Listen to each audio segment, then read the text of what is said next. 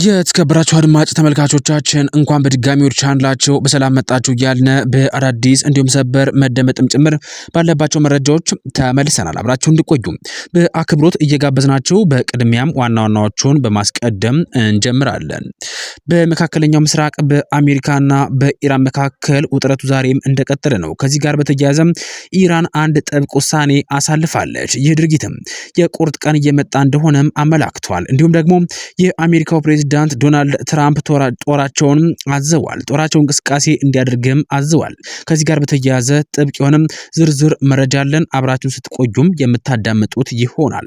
ፓኪስታን ለሁለተኛ ዙር የሰላም ድርድር ለማስተናገድ ጥያቄ አቅርባለች። እንዲሁም ደግሞ የኢራን መንግስትም ለአሜሪካ ያቀረበው ያልጠበቀ እቅድ በአሁኑ ሰዓት ላይ ዓለምን እያነጋገረ ይገኛል። የኒውክሌር ድርድር ውጥረቱ በአሁኑ ሰዓት ላይ ከወደ ኢራን አንድ ጥብቅ የሆነ መረጃን ይዞ መጥቷል።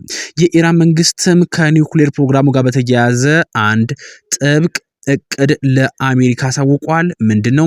አብራችሁን ስትቆዩም ታዳምጡታላችሁ። እንዲሁም ደግሞ አሜሪካ በኢራን ላይ ጣለችውን የባህር ላይ እገዳ ተከትሎ ቻይና ጠንከር ያለ ምላሽ ለአሜሪካ ሰጣለች። በዝርዝሩ መረጃ ጊዜም እንመለስበታለን። እነዚህንና ሌሎች መደመጥ ያለባቸውን መረጃዎችን ዘመጠናል። በመሆኑም አብራችሁ እንድቆዩ በአክብሮት እየጋበዝናችሁ በቀጥታ ወደ ዝርዝር መረጃዎቻችን እንሸጋግራለን። በመካከለኛው ምስራቅ በአሜሪካና በኢራን መካከል ውጥረቱ ዛሬም እንደቀጠለ ነው። ከዚህ ጋር በተያያዘም በየሰዓቱ አዳዲስ መረጃዎችም እየወጡ ይገኛሉ። አሜሪካ ከኢራን መንግስት ጋር ያደረገችው ዲፕሎማሲያዊ ንግግር ያለ ስምምነት መጠናቀቁን ተከትሎ በኢራን ወደቦች ላይ ጥብቅ የባህር ላይ እገዳ ኔቪል ብሎክባድ መጣሏን አስታውቃለች። ይህ እርምጃ በቀጠናው ያለውን ውጥረት ወደ አደገኛ ምዕራፍ ያሸጋገረው ሲሆን የዓለም የኤነርጂ ገበያ ስጋት ላይ ጥሎታል። በፕሬዝዳንት ዶናልድ ትራምፕ ትዕዛዝ የተጀመረው ይህ እገዳ በኢራን ወደቦች በኩል የሚደረጉ ማናቸውንም የንግድ እንቅስቃሴዎችን ለማቆም ያለመ ነው። የአሜሪካ ማዕከላዊ እዝ ሴንትኮም እንደገለጸው ከሆነ እገዳው ወደ ኢራን የሚገቡና ከኢራን የሚወጡ መርከቦችን በሙሉ የሚመለከት ነው። ፕሬዝዳንት ትራምፕ በሰጠው መግለጫ እንደ እገዳውን ጥሶ ለመሻገር የሚሞክር ማንኛውም የኢራን መርከብ እርምጃ እንደሚወሰድበትና ልጠፋ እንደምትችልም ግልጽ ማስጠንቀቂያ ሰጥተዋል። ይሁን እንጂ አሜሪካ እገዳውን ወደ ኢራን የማይጓዙ መርከቦችን በሆርሙዝ ባህር ወሽመጥ በኩል እንዳያልፉ የማይከለክል እንደሆነ ገልጻለች። ይህ የአሜሪካ እርምጃ ተከትሎ የዓለም ሁለተኛዋ ግዙፍ ኢኮኖሚ ባለቤት የሆነችው ቻይና ጠንከር ያለ ተቃውሞ አሰምታለች። የቻይና ባለስልጣናት ድርጊቱ ዓለም አቀፍ ሕግን የጣሰና የሀገራቸውን ብሔራዊ ጥቅም የሚነካ መሆኑንም ገልጸዋል። የቻይና መከላከያ ሚኒስትር ዶንግ ጁን በሰጠው መግለጫ ቻይና ከኢራን ጋር ያላትን ሕጋዊ ንግድ ግንኙነት እንደምትቀጥልና መርከቦቿ በሆርሙዝ የባህር ወሽመጥ በኩል ያላቸውን ጉዞ እንደማያቋርጡ አስታውቋል።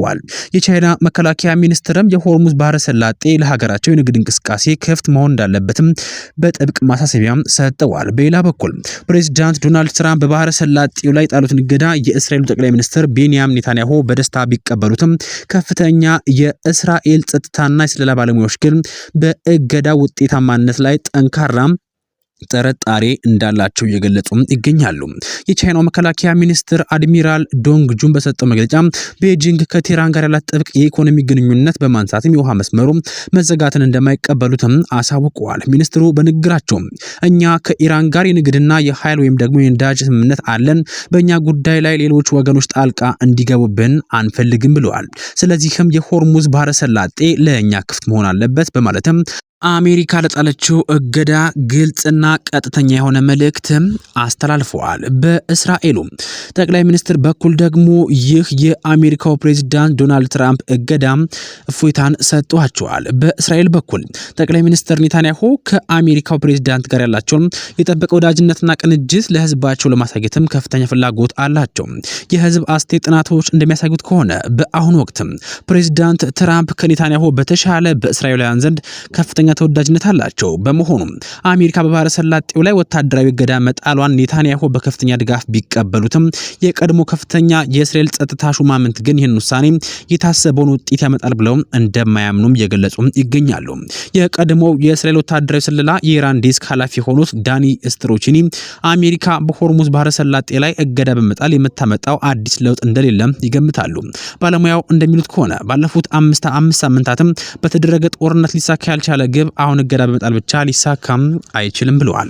በተመሳሳይ ቀድሞ የእስራኤል ጸጥታ ምክር ቤት መከላከያ ሚኒስትር ሞሼ ያለውን በሰጠው አስተያየትም ከ40 ቀናት በላይ በፈጀው ጦርነትም ከተጠቀሟቸው ዓላማዎች ውስጥ አንዳቸውንም አለማሳካታቸውን ጠቅሰዋል።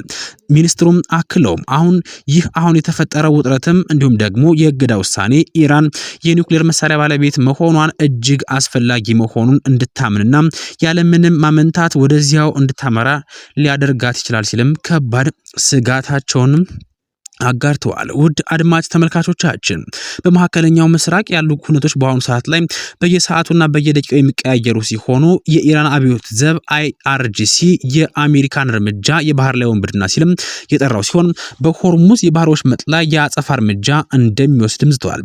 ይህ ዛቻም በተለያዩ በነዳጅ ገበያ ላይ ትልቅ ድንጋጤ የፈጠረ ሲሆን የነዳጅ ዋጋ በዓለም አቀፍ ደረጃ እንደጨመረም ተረጋግጧል። በአሁኑ ወቅትም የተባበሩት መንግስታት ድርጅትና የአውሮፓ ህብረትም ሁለቱ ወገኖች ራስን የመግታት እርምጃ እንዲወስዱና ወደ ሰላም ድርድር እንዲመለሱ ጥሪ እያቀረቡ ቢሆንም እንኳን በቀጠናው ያለው ወታደራዊ ዝግጁነት ግን ሁኔታውን ወደ ከፋ ግጭት ሊያመራ እንደሚችልም አመላካች ሆኗል። በተከታዩ መረጃችን አድማጭ ተመልካቾቻችን ፓኪስታን ሁለተኛ ዙር የሰላም ጥያቄ ድርድር ለማስተናገድ አቀረበች።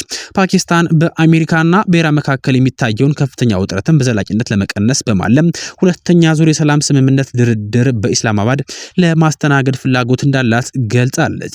አሶሺየትድ ፕሬስ የፓኪስታን ባለስልጣናት ጠቅሶ እንደዘገበው ከሆነ ሀገሪቱ ይህንን ጥያቄ ቀረበችው በአሁኑ ወቅትም በስራ ላይ ያለው የ15 ቀናት ተኩስ አቁም ስምምነት ከማብቃቱ በፊት መፍትሄ እንዲገኝም ለማድረግ ነው።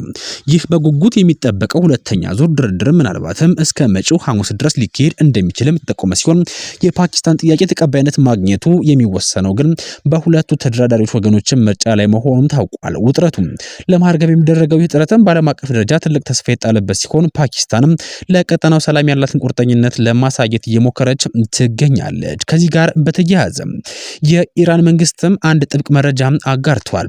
የኒውክሌር ድርድር ውጤቱ ጋር በተያያዘ አንድ መረጃ አጋርቷል። ኢራን ለአሜሪካ ያቀረበችው ያልተጠበቀ ቅድም ዓለምን እያነጋገረ ይገኛል። ኢራን የዩራኒየም ማበልጸግ ተግባሯን እስከ 5 ዓመት ጊዜ ድረስ ለማቋረጥ የሚያስችል አዲስ የድርድር ሐሳብ ለአሜሪካ አቀርባለች። ሆኖም ግን ይህ እገዳ ቢያንስ ለ20 ዓመታት መቆየት አለበት የሚል ጠንካራ አቋም ያላት አሜሪካ ሐሳቡን ውድቅ እንዳደረገችው ኒውዮርክ ታይምስና ከፍተኛ የኢራንና የአሜሪካ ባለስልጣናትን ጠቅሶ ዘግቧል። ዘገባው አክሎም እንዳብራራው ከሆነ አሜሪካና ኢራን በፓኪስታን ባደረጉት ድርድርም የቴህራን የኒውክሌር እንቅስቃሴ ስለማቋረጥም የተለያዩ የውሳኔ ሐሳቦችም የተለዋወጡ ቢሆንም ከስምምነቱ ላይም ለመድረስ ግን ገና ብዙ ርቀት እንደሚቀራቸውም ተረጋግጧል። ይሁን እንጂ እነዚህ ውይይቶችም ወደ ሰላም ስምምነት ሊያደርስ የሚችሉበት መንገድ ሊኖር እንደሚችልም አመላካች ሆኗል። ምናልባትም ሁለተኛው ዙር የፊት ለፊት ድርድርም ሊካሄድ እንደሚችል ተስፋ በጣለበት በአሁኑ ሰዓት ላይ የብሪታንያው ዜና አውታር ቢቢሲ በዚህ ጉዳይ ላይ ተጨማሪ ማብራሪያ ለማግኘትም ዋይት ሃውስን ማነጋገሩን ጠቁሟል። የኢራን መንግስትም የኒውክሌር ባለቤት የመሆን ፍላጎትም በአሁኑ ሰዓት ላይ ላለው ጦርነትና ግጭት ዋነኛ ማጠንጠኛ እንዲሁም ደግሞ እንቅፋት ሆኖ የቆየ ጉዳይ ነው። የአሜሪካው ፕሬዝዳንት ዶናልድ ትራምፕም እሁድ ዕለትም በሰጠው አስተያየትም አሜሪካ ኢራን የኒውክሌር ጦር መሳሪያ ባለቤት እንዳትሆን በጽኑ እንደምትሰራና ይህንን እንደምታረጋግጥም በድጋሚ ማሳወቃቸው ይታወሳል። በአሁኑ ሰዓት ላይ ፓኪስታን ያሰበችው ሁለተኛው ዙር የሰላም ድርድር በሰላም የሚጠናቀቅ ከሆነም ዓለማችን እፎይታ የምታገኝ ይሆናል። በቀጣይ በተረጋገጠ እንዲሁም ደግሞ መደመጥም ጭምር ባለበት መረጃ እስክንገናኝ ድረስ ለአሁኑ በዚህ አበቃን። ሰናይ ጊዜን ተመኘን።